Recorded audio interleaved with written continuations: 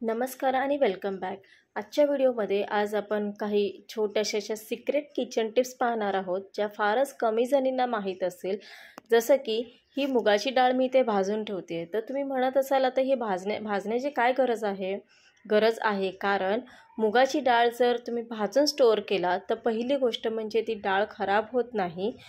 दुसरी गोष्ट म्हणजे डाळ पचायला हलकी जाते.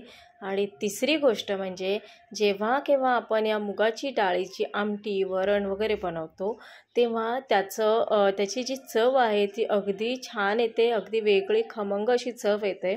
तर यासाठी इथून पुढे तुम्ही नेहमी एकदा तरी ट्राय करून बघा. जेव्हा केव्हा तुम्ही मुगाची डाळ स्टोअर करून ठेवाल घरी तेव्हा थोडीशी खमंग अशी भाजून घ्या आणि मगच ती एका हवाबंद डब्यामध्ये स्टोअर करून ठेवा. आपल्या जिभेचे चोचले पुरवण्यासाठी कधीतरी आपणच थोडीशी हटके किंवा थोडंसं वेगळ्या पद्धतीने स्वयंपाक ट्राय करायला काय हरकत आहे, नाही का?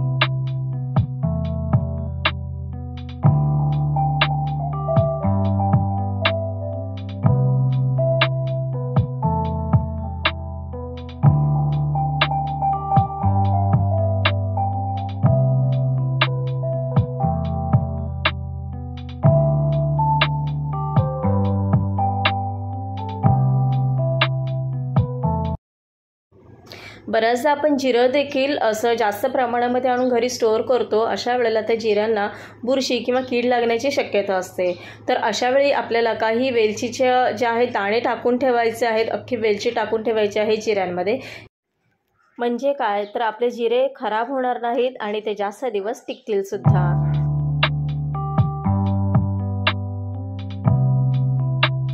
बऱ्याचदा आपल्या घरात जे उडदाचे पापड असतात त्यांनासुद्धा बुरशी लागण्याचे जास्त शक्यता असते वातावरणाच्या बदलामुळे.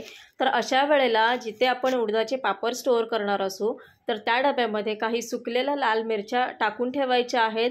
म्हणजेच आपल्या उडदाच्या पापडांनासुद्धा बुरशी लागणार नाही आणि ते असेच कुरकुरीत राहतील.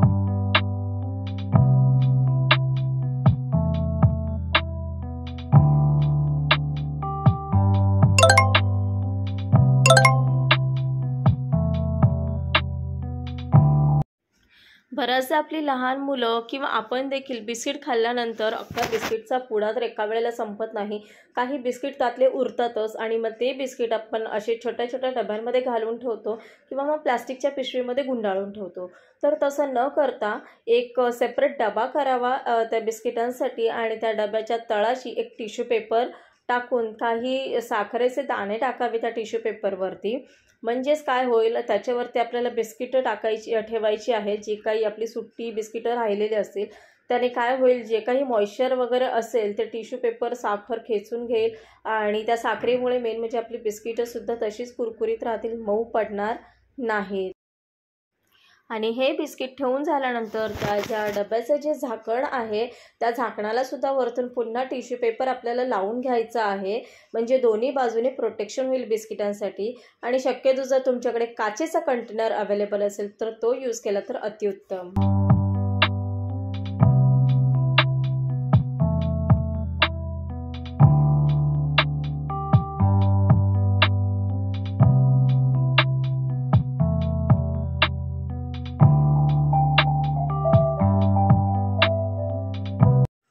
बऱ्याचदा आपण मिक्सरचं भांडं वापरल्यानंतर कितीही घासलं तरी ब्लेडच्या तळाशी, ब्लेडच्या कॉर्नरला बरेचसे असे अन्नाचे मसाल्याचे पार्टिकल्स चिकटलेले असतात जे निघत नाही. आणि जर जास्त ताकद लावून घासायला गेलं तर आपल्या हाताला ब्लेड कापण्याची शक्यता असते.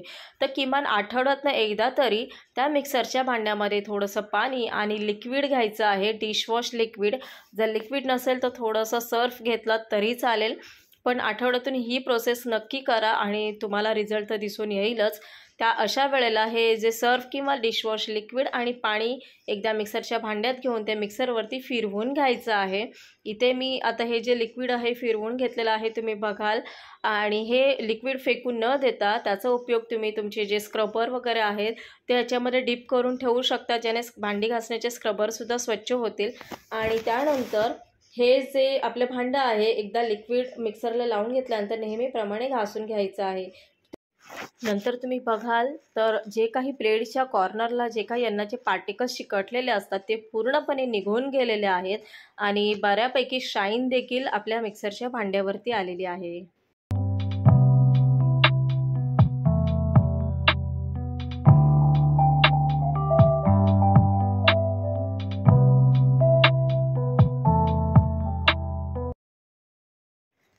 आपल्या प्रत्येकाच्या घरात असं हे सिरॅमिकचं भांडं एकतरी असतं आणि ते किचनमध्ये आपण वापरतोच. तुम्हीही नोटीस केलं असेल, जेव्हा जेव्हा तुम्ही असं काही सिरॅमिकचा कप, बाउल किंवा प्लेट्स वगैरे यूज केल्यानंतर त्याच्या तळाशी जे काही जे काही हळदीचे किंवा कसलेही डाग वगैरे राहतात ते जात नाही, कारण बऱ्याचदा हे जे सिरॅमिकचं भांडं असतं ते व्हाईट कलरचं असतं आणि ते डाग आपण कितीही स्क्रबरने घासलं तरी जात नाही आणि स्क्रबरचे स्क्रॅचेस पडतात ते वेगळे. तर यासाठी काय करायचं आहे, मी इथे वापरलेलं आहे कोलगेट. तर कोलगेट इथे घेतल्यानंतर जर तुमच्याकडे टूथब्रश असेल तर टूथब्रशचा वापर नक्की करा. माझ्याकडे आता टूथब्रश अवेलेबल नव्हता म्हणून मी स्क्रबर वापरलेला आहे. आणि हे कोलगेटने स्वच्छ करून घेतल्यानंतर तुम्ही बघाल आता हे बाउल जो आहे सिरॅमिकचा तो घासलेला आहे. जो काही याच्या तळाशी येल्लो कलरचा, पिवळा कलरचा जो डाग होता तो देखील निघालेला आहे.